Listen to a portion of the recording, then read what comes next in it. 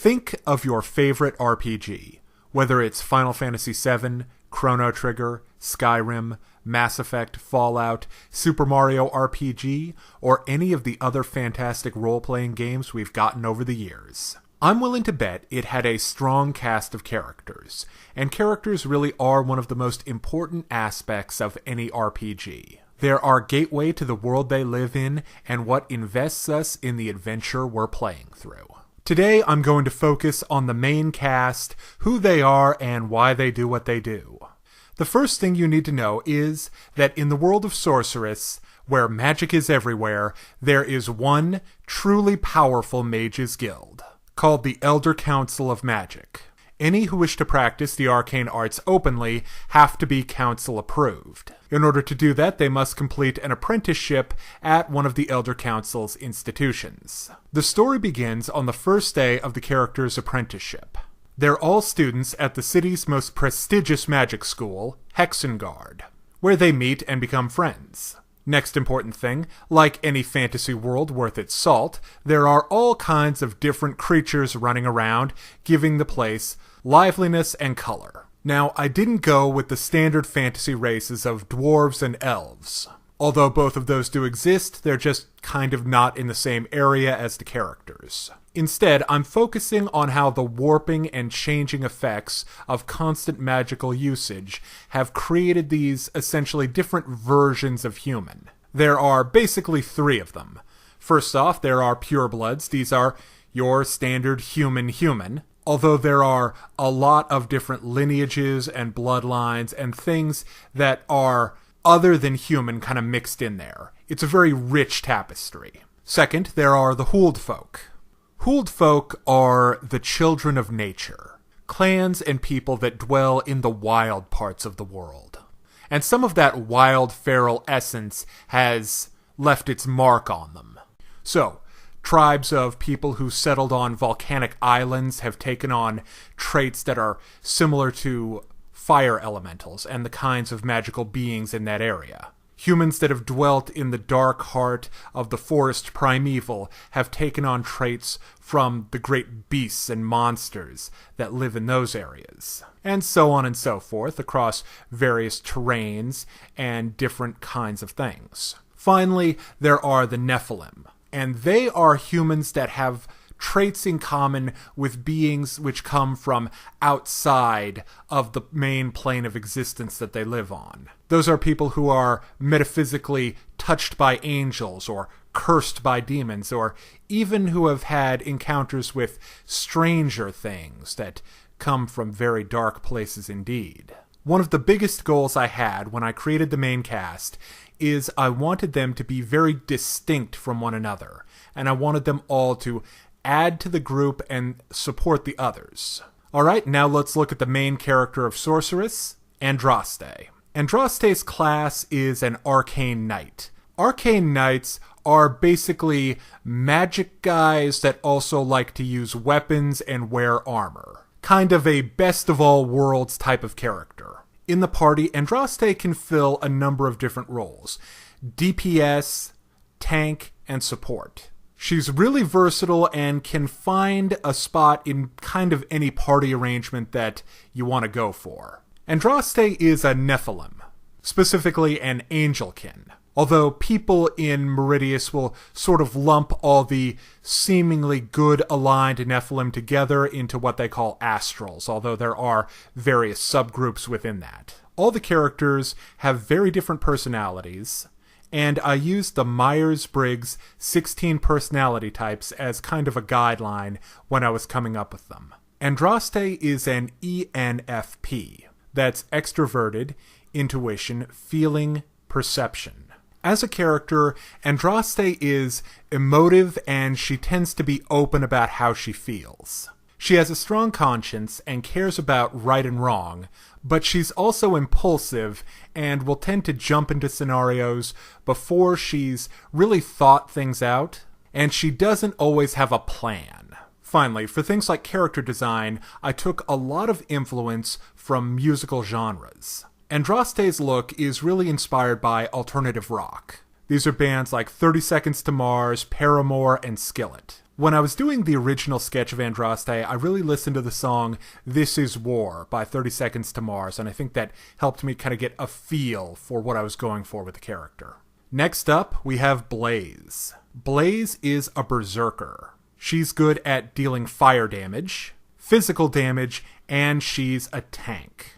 Blaze is a pureblood, but she comes from a very mountainous region of the world, and her people are Jotunkin. Her folk are really strongly influenced by the fire giants of the mountains that they live in. Long before the events of the story, her clan learned metal forging and waging war from the giants.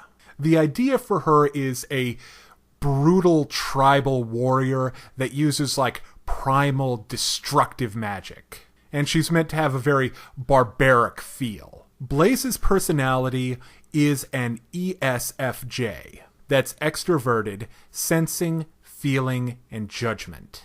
Blaze is the most grounded member of the group in a lot of ways. In addition to being the physically strongest member of the group, she's also very solid emotionally. Like Andraste, Blaze also has a very strong sense of right and wrong, but unlike Andraste, who kind of applies that universally, Blaze is very tribalistic. Whoever she's chosen to side with, she's going to stick through them through thick and thin and through right and wrong. She's also kind of the big sister of the group. And obviously, she's got a bit of a temper. In terms of Blaze's visuals and style, I was influenced by heavy metal and hard rock. Groups like Five Finger Death Punch, Rammstein, and Disturbed. When I was conceptualizing the character visually, I was listening to the song Firefight by Rammstein. And Blaze was honestly one of the tougher looks to really get right. Because, frankly, heavy metal, black leather is the main thing, and I didn't want to do anything with that. So I eventually settled on using leather in brown to go with a little bit more of the tribal look, and using it more for accents, like the various kind of belted parts of the outfit. And the layered fabrics also had kind of a tribal feel to it that I felt worked. Next we have Lupa, the druid and healer of the group. Lupa heals, does support in terms of buffs for the party, and she does earth-based elemental damage. Lupa is a Huldra, specifically the Ulfar tribe. Lupa is from a river valley with these vast forests surrounding it, and her people have a deep spiritual connection with the wolves that hunt those forests. And they've sort of taken the ancestral spirits of the wolves as their own. The idea behind Lupa is to give you a character which does the whole nature mage thing. But I wanted to kind of put a more primal, a more pack-like feel to it. Because hunting and survival are just as much a part of nature as sort of harmony and all that other stuff. Lupa's personality is an INFP, introverted, intuition, feeling, and perception. In a lot of ways, Lupa is the most gentle member of the party. She's shy and she needs a group around her to sort of support her and that she can support in turn. And being in a group is really a source of strength for her. Now, as you would expect, she's not particularly confrontational, and she has a lot of difficulty standing up for herself. The musical influences behind Lupa's design is power metal. Those are groups like Blind Guardian, the absolute kings of power metal, Sabaton, and Manowar. And this design required kind of a deconstruction of what power metal is supposed to look like, because if you've even seen a power metal band album, no, she's not going to be wearing that. The idea behind the music is epic fantasy.